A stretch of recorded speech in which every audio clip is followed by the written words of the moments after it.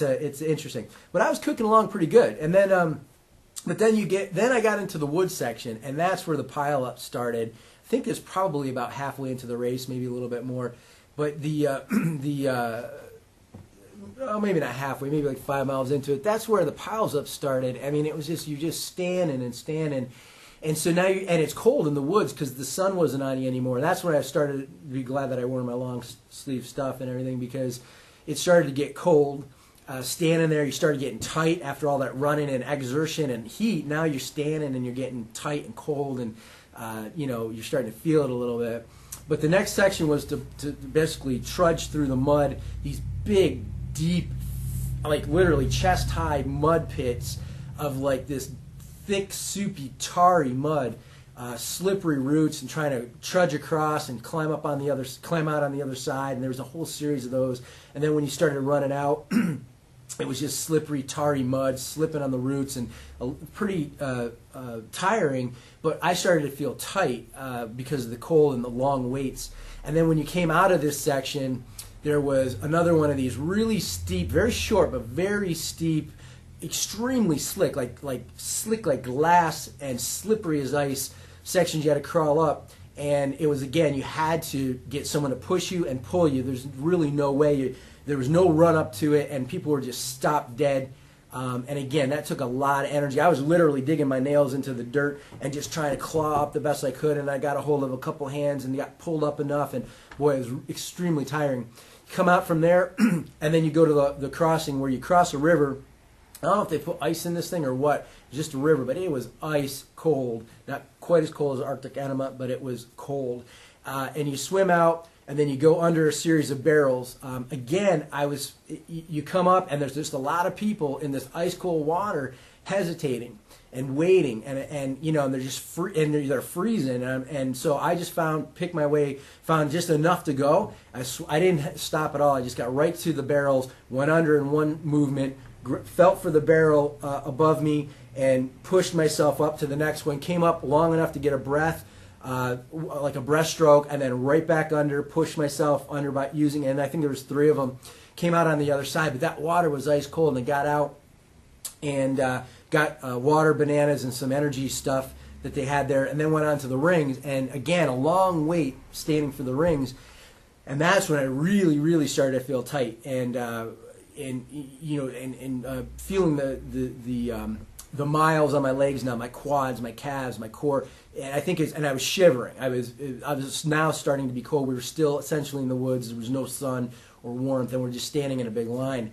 So then I go for the rings, and most everyone seemed to be just dropping in. So I couldn't tell if they were like greased up and slippery, or if they were just normal or what. But when it was my turn, I got up, I grabbed a hold of the ring, and it seemed perfectly fine to me. It didn't seem slippery. And my hands were all clean. They weren't muddy because we had just come off the water thing. So I grabbed the ring and swung out, grabbed the next ring. But in reaching for that second ring, I reached with my lower body. My left calf went into a massive cramp. And I think a lot of it had to do with, obviously, dehydration, but also going from being really warm to that freezing cold woods and the water, and then standing and just cooling down so much. So when I reached out, my left calf went into a massive cramp. I mean, it balled up like a softball in the back of my leg, and there it was hanging over the water in now excruciating pain. But I was like, I'm not dropping into the water, because I was afraid, to drop in that water with a calf cramp would have been absolutely brutal, to have to try to get over and out of climb up the ladder and everything else. So I was not about to let go. So I took my time. I swung over. And then, of course, I get to the last one, and there's someone who had fallen in, was climbing up in front of me, so everyone's saying, hold up, stop, wait, don't go, you're going to step on him. So I had to hang there the whole time. My calf is just in this ball, just, oh my God. So, and I finally swung to the ledge, and as soon as I got grabbed, there was a post, grabbed the post, leaned up against it, and just stretched my calf as hard and as much as I could, and it gradually went out of spasm, but it stayed in spasm for so long that I was really feeling it. And then that's where I started to slow down on the runs, because I could not run without the fear of it going into spasm again. With all the slipping and sliding in the mud, you had to go up over muddy hills and on a slanted muddy run and stuff, and every time I pressed really hard, I could feel it wanting to go back into spasm. So I started, rather than running it, I started sort of double timing the just like a slow jog, double time. And even then, I was at times had to walk. I would walk and try to stretch my calf out without putting it into spasm again. But I start slowing up quite a bit on the run at that point, and I noticed a lot of people were cramping. A lot of people were cramping, calf cramps and quad cramps. And I think part of it's dehydration. It was definitely 5 to 7 miles into the race at that point. But I also think that it was the long waits and the cold after being out on the hot and going, because there was really no delays in the first part.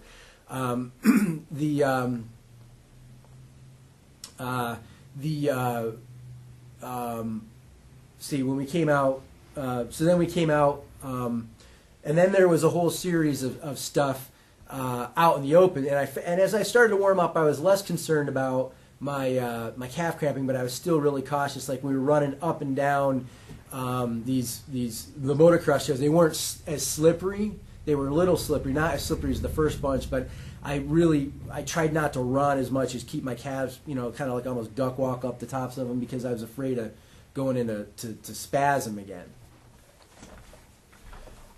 So when we got out, again, it's a little fuzzy for me because it's been a couple days, but there was a bunch of running through, berms and trails, and then there were some obstacles like there was a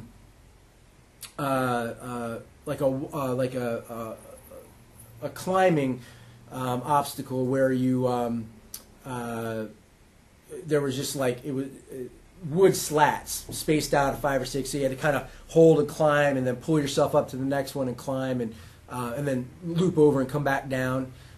There was a smoke chute.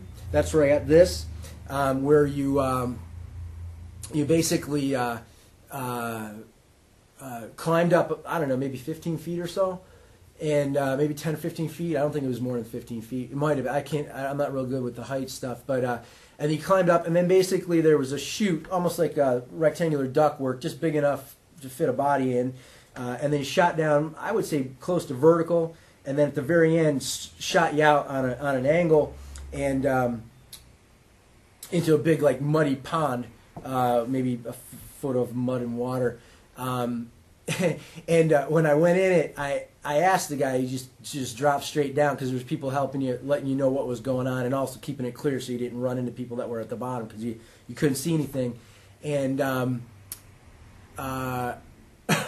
when I went down, I didn't trust that it was going to shoot me out of the bottom as cleanly as it did. It actually shot me out really nicely, but as I dropped, I made the mistake of looking down to see where I was and make sure I was going to scoot out. And as I did, I hit the bottom and scooted out, and the top of my head scraped down along the ductwork and just took a layer of skin right off my head. Came out of that, and then moved on from there. I'm trying to think now. When I'd have to look at the map to say where we went from there, but there's a whole host of different obstacles. There was the peg leg, again, and then you ran up and down, so there was a lot of running up and down hills, that slippery stuff, people were helping, a lot of mud slogging through the mud and running on slants in the mud and stuff like that. A peg leg was basically a crossing where you had to go from what do you call it, like a sawed-off tree trunk, at different heights and different widths, and try to walk across. There was a huge weight there. There was, I guess what they call twinkle toes, where you walked across 2x6s kind of thing. So it's about 4 inches wide, and I don't know, maybe 15 feet or so. I don't think it was more than 20 across. Which was pretty straightforward, except you're slippery, you're obviously. But what's interesting about it is I just took off, started going. I was fine till I was about 3/4 of the way across, maybe 2/3 of the way across, and then they're all attached. And when people start wobbling on you, the whole thing starts wobbling. So then I started getting. Then I get to the end, and my board started wobbling. So I just hustled across, and made it no problem. And then there was the monkey bars thing, and I forget what they called that. But here's one where this was super, super slippery. So it's monkey bars up at an angle, across and then down over, and then there's water.